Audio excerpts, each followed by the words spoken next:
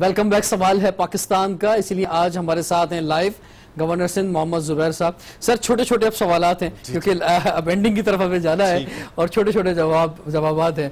सबसे पहला सवाल निहाल हाशमी साहब का, कि क्या हुआ क्या था उनको, बस वो जो यानी आपके जो मुखालफिन कह रहे हैं कि जनाब एक और कुर्बानी का बकरा तैयार किया गया, ऐसा कुछ था या उनके अपने जज्बात थे जो जज्बात में नवाज शरीफ साहब की मोहब्बत में कह गए? मेरा ख्याल है ये कोई मोहब्बत का इजहार नहीं है। अच्छा ये बहुत ही मेरा ख्याल है वो जो मोहब्बत से आगे की लाइन होती है वहां तक पहुंच गए। अच्छा, और मेरा अपना ख्याल ये है कि उनको बिल्कुल ये कहना नहीं चाहिए था। मेरा फर्स्ट रिएक्शन ये था, मैंने को 12 बजे ये सुना था, पिछले बुध की बात है, और इमीडिएट रिएक्शन मेरा, क्योंकि मैं नेशनल असेंबली गया था, इस्लामाबाद में था, और वहाँ मीडिया ने मेरे से पूछा और उस वक्त तक कोई एक्शन नहीं हुआ था। ठीक है। और तो मैंने ये कहा था कि ये देखें फिजिकल थ्रेट्स आप थोड़ा दे सकते हैं। ठीक है। आई मीन और ये इसमें JIT या सुप्रीम कोर्ट के जजेस की मैं बात नहीं कर रहा, किसी के लिए भी, किसी आम शहरी के लिए भी आप फिजिकल थ्रेट नहीं दे सकते कि जब आप रिटायर होंगे तो उसके बाद हम देख लेंगे आपको। ठीक है।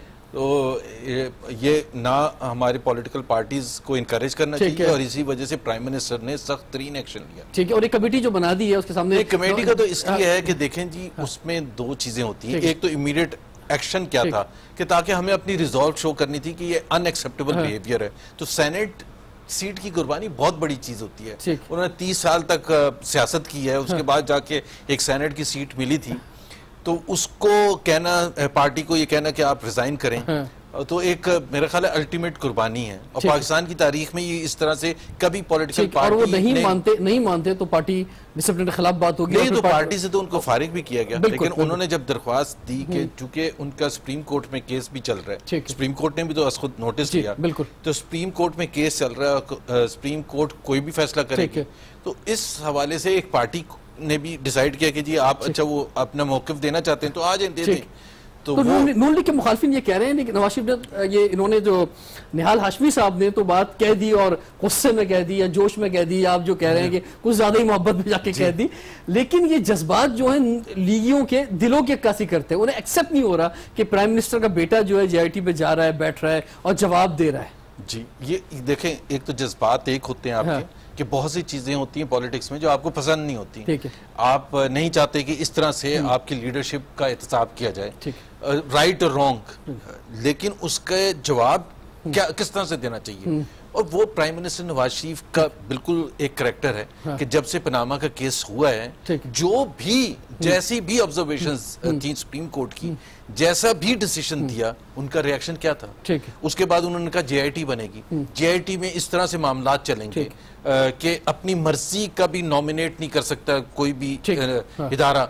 तो प्राइम मिनिस्टर ने क्या रिएक्शन किया, जब भी उनके बच्चों को बुलाया वो वहां गए। अब चाहे पसंद आए या ना पसंद आए, लेकिन आपको एक पॉलिटिकल, एक जुडिशियल प्रोसेस में सपोर्ट तो करनी पड़ेगी। हम बात करते हैं कि पाकिस्तान को एग्जाम्पल बनना चाहिए दुनिया के सामने, तो मेरा ख्याल है ये बहुत एक बेहतरीन मौका है कि पाकिस्तान को, सबको इस पर प्राउड फील करना चाहिए कि पाकिस्तान की तारीख में क्या दुनिया में कम ऐसा हुआ होगा कि सिटिंग प्राइम मिनिस्टर का इस तरह से एहतसाब हो रहा है। लेकिन सिटिंग प्राइम मिनिस्टर चला भी गया था, नहीं तो वो तो अगर बुलाएंगे तो वो जाएंगे। नहीं, मकसद यानी वजारत उज़्मा से ही चला गया था पीपल्स पार्टी के दौर में, गिलानी साहब, वो भी एक गिलानी सिटिंग प्राइम मिनिस्टर की छुट्टी हो गई, और हम फिर भी कहते रहते जी गरीब के लिए अलग है, अमीर का कभी नहीं होता, अलीट का कभी नहीं होता। यही बात है, अगर यही बात वज़ीर आज़म नवाज शरीफ साहब के सामने आती है, कोई ऐसी पोजीशन आ जाती है और लीडर ऑफ द हाउस आपको चेंज करना पड़ता है, हम ये तो, और देखिए एक बात में तो बड़ा क्लियर होना चाहिए सबको कि जो टाइम है वो जमहूरी दौर जो पूरा होना चाहिए, लेकिन जो है लीडर ऑफ द हाउस जो है अगर वो चेंज होता है, और अभी पिछले दिनों एहसन इकबाल साहब का किसी का नाम भी आ रहा था ऐसी, तो उस पर क्या राय देंगे? देखें, आज अगर आप मेरे से पूछेंगे तो ये कंसिडरेशन है ही नहीं। ठीक है। बिकॉज जाहिर सी बात है, एक कॉन्स्टिट्यूशनल प्रोसेस चल रहा है, और कॉन्स्टिट्यूशनल प्रोसेस सब चाहते हैं, ऑपोजिशन भी चाहती है, हुकूमत के सपोर्टर्स भी चाहते हैं कि वो कॉन्स्टिट्यूशनल प्रोसेस चले। और मेरा जहां तक मेरा अंडरस्टैंडिंग है उस सारे केस का, तो वो जो आप ऑप्शन की बात कर रहे हैं वो नहीं आने वाला। नहीं, चले कोई भी ऑप्शन हो, लेकिन लीडर ऑफ द हाउस तो चेंज होने पर कोई प्रॉब्लम नहीं है। नहीं, अगर इस तरह की सूरत हाल आती है, लेकिन एक पॉलिटिकल डैमेज एक बहुत बड़ा होगा अगर कोई खिलाफ फैसला आता है तो नून लीग के लिए। मेरा ख्याल है वो नहीं आएगा। और आज भी आप एक बड़े इंटरेस्टिंग मैं बात बताऊं कि 2 जजेस ने फैसला दिया था against prime minister, post Panama जो सर्वे हुआ एक गैलप पोल का, उसके बाद भी, और आज एक शख्स उठ के ये नहीं कह सकता पूरे पाकिस्तान में, दुनिया में, कि सबसे बड़ी पॉलिटिकल पार्टी इस वक्त कौन सी है, सबसे पॉपुलर पॉलिटिकल, कोई सर्वे आप मुझे बता दें, कोई इंटरनेशनल सर्वे, डोमेस्टिक सर्वे, जिसमें दूसरा इंडिकेटर आ रहा हो, चाहे पनामा के वर्डिक्ट आने के बाद या उससे पहले, जिस तरह बाय इलेक्शन हुआ उससे 2 दिन पहले पंजाब के किसी शहर में, वहां PMLN का नुमाइंदा जीता, आजाद कश्मीर के इलेक्शन, लेकिन अगर वैसे तो आप ये कह रहे हैं कि फैसला ऐसा नहीं आएगा, लेकिन अगर जो है कोई फैसला आता है, जोर दे रहे हैं, अगर पर तो आप कह रहे हैं कि बेटे से बैठ के पूछे कि अगर तुम फेल हो जाओगे तो क्या करोगे भाई, अगर वो फेल होने वाला नहीं है तो आप क्यों अगर पॉसिबल कैसे भी है कि अगर किसी पे इल्जाम लग जाए तो वो वैसे ही रिजाइन कर जाते हैं, मतलब ऐसा भी दुनिया में एक चीज जिस पर शक था, जिस बेसिस पर ये कह रहे थे कि जी ये शायद वो इस तरह से अकाउंटेबिलिटी नहीं हो सकेगी for a sitting prime minister, इस वक्त मेरा ख्याल है जिस तरीके से JIT में आप SCCP का नुमाइंदा कैसे चूज किया जाए, WhatsApp call, famous WhatsApp call आपको पता है सुप्रीम कोर्ट के रजिस्ट्रार की तरफ से आई, इसी तरह से स्टेट बैंक ऑफ पाकिस्तान, किसी भी इदारे के हेड ने नॉमिनेट नहीं किया, और कोई ऐसा इंडिकेटर नहीं है कि JIT प्राइम मिनिस्टर की फैमिली या प्राइम मिनिस्टर के लिए कोई फेवरेबल कंडीशंस पैदा कर रही है।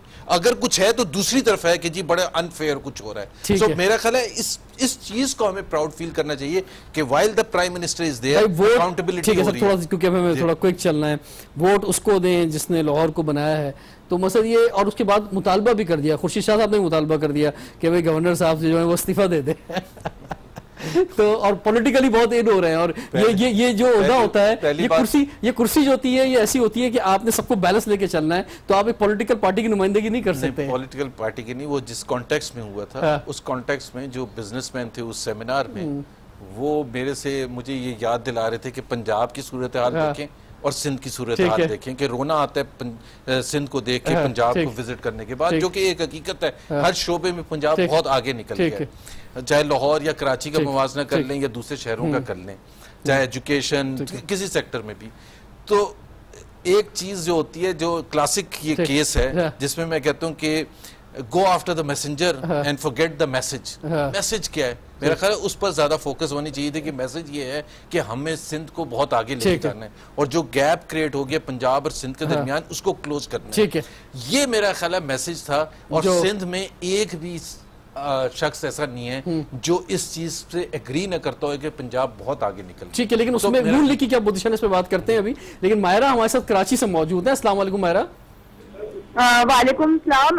जी रिजवान भाई, सबसे पहले तो मैं गवर्नर साहब को वेलकम कहूंगी, और बहुत अच्छा लग रहा है उनको देख के। मेरा सवाल ये था कि हमारे जो एजुकेशन का जो डिपार्ट है, यानी उनको उसको भी देखना चाहिए, जो हमारे स्टूडेंट्स हैं जब वो डिग्री लेकर जाते हैं तो एजुकेशन में जो कोटा सिस्टम चल रहा है उसको खत्म होना चाहिए, उनको फर्स्ट प्रेफरेंस पे रखना चाहिए। ठीक है। और दूसरा मेरा क्वेश्चन उनसे ये है कि यानी कि हमारा जो ये जो ग्रीन लाइन का ये मंसूबा चल रहा है, इसको बहुत जल्दी से, यानी सिर्फ एक बस चलाने के लिए हमारे पूरे कराची शहर की रेड लगा, एक बस नहीं चलेगी, बहुत सारी बसें चलेगी उस पर। ठीक है, आपकी बात आ गई। कोटा सिस्टम पे पहले ही बात गवर्नर साहब कर चुके हैं कि उसमें मेरिट जो है आना चाहिए, और जहां तक ग्रीन लाइन की बात है तो पूरा एक सिस्टम बन रहा है। कुछ ना होने से, इन्होंने पहले ही कहा कि सर्कुलर रेलवे मास ट्रांजिट जो है वो जरूरी है कराची के लिए, लेकिन कुछ ना होने से ये होना बेहतर है, कम से कम ग्रीन लाइन तो सामने। लेकिन 2-3 चीजें, एक तो ग्रीन लाइन सिस्टम, और उसमें एक बस नहीं 100 से ज्यादा बिल्कुल, और वो दिसंबर में इंशाल्लाह ताला मुकम्मल हो जाएगा।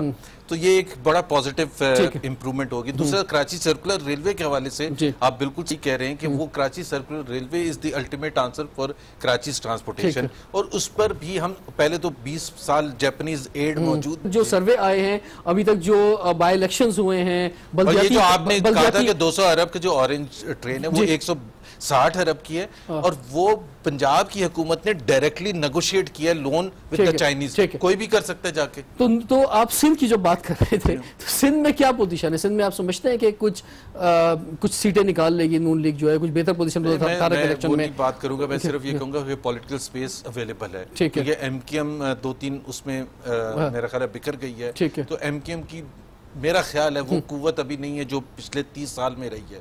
By far the largest political party थी अर्बन सिंध के हवाले से। सो एक तो उसकी वजह से पॉलिटिकल स्पेस है। दूसरा ये है कि मेरा ख्याल है अर्बन सिंध ने एक लेसन जरूर लर्न किया है कि नेशनल पॉलिटिकल पार्टी को सपोर्ट करना चाहिए और उसी में बेहतरी है। बिल्कुल। और तीसरी चीज ये है कि इवन इंटीरियर सिंध में बहुत पॉलिटिकल स्पेस है। सो अगर फेडरल लेवल पर और पंजाब के लेवल पर अच्छा काम होगा, अच्छी परफॉर्मेंस होगी, बिजली आ जाएगी, तो फिर पीएमएलएन के जो पॉलिटिकल लीडर्स हैं उनको जाके माइलेज देनी है। इसी तरह से पीटीआई अगर केपी में अच्छा परफॉर्म करती है तो यहाँ आके कराची में या सिंध में शोकेस कर सकती है ना कि जी देखें केपी में हमने इतना अच्छा परफॉर्मेंस किया, आप हमें यहाँ वोट दें, हम इसको ठीक है। लास्ट कॉलर लेते हैं अदील मुजफ्फराबाद से। अस्सलाम वालेकुम अदील। वालेकुम अस्सलाम जी, क्या कहना चाहेंगे?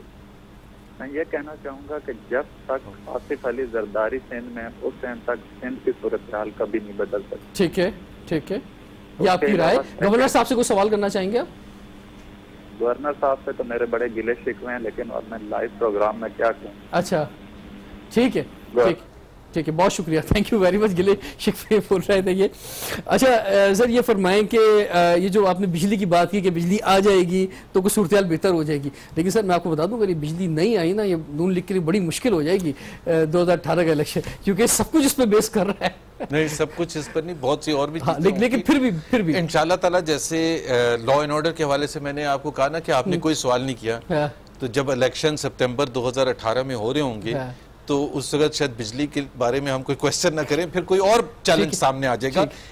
होप तो हमें ये करनी चाहिए, लेकिन एक चीज जरूर है कि जितनी इन्वेस्टमेंट पिछले 3 साल में बिजली के शोबे में हुई है वो पहले 70 साल में वो जो लोग जो पिछले रमजान के शुरू के 10 दिन जिन्होंने बहुत दुआएं दी हैं नून लीग की हुकूमत को, मतलब तड़पते रहे हैं, इतनी ज्यादा लोड शेडिंग जो होती रही है, उन्हें कैसे एड्रेस करेंगे? वो बहुत बुरा हाल रहा सर, बहुत बुरा हाल रहा, और मैं एक्सेप्ट करता हूँ। ठीक है, मैं सिर्फ ये कह रहा हूँ कि ये जो एक विजिबल चेंज आएगा, मैं आपको सिर्फ एक एग्जांपल नहीं, अभी जो हो गया ना, उस पर लोग तो अपनी हुकूमत से, अपने वज़ीर-ए-आज़म से बोल रहे हैं ना, आएगा तो मई के महीने में शुरू होगा तो बहुत सी दुआएं मिलेंगी, तो ये बैलेंस ऑफ हो जाएगा। अच्छा, जो अभी बहुत कुछ बोला गया वो वापस जाके बैलेंस हो जाएगा। आपने लॉ एंड ऑर्डर की बात की और खुद ही आपने वो पॉइंट उठाया कि मैंने सवाल नहीं किया, तो उसमें जो असल जो रोल होता है शहरों के अंदर वो पुलिस का होता है, रेंजर्स का नहीं होता। ऑफ कोर्स जो है बॉर्डर्स पे रेंजर्स होनी चाहिए।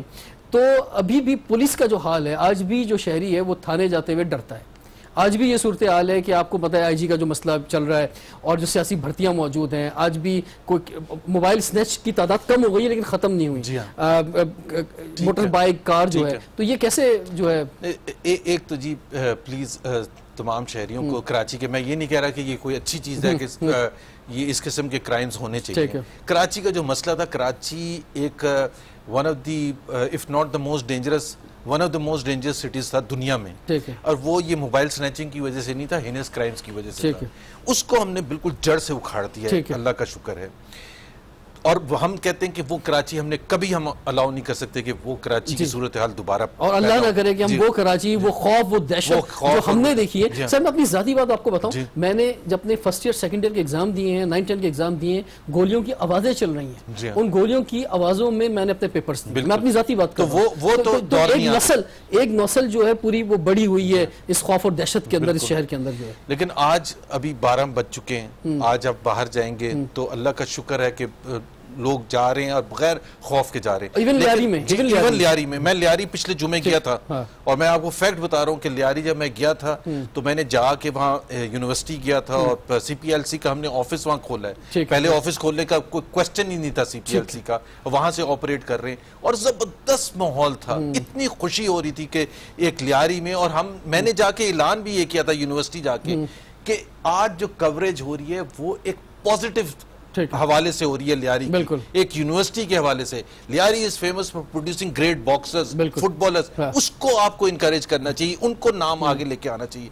लेकिन ये जो क्राइम्स हैं, ये स्ट्रीट क्राइम्स जो हैं, ये बिल्कुल इस पर फोकस है और हम इस पर रुथलेसली काम कर रहे हैं।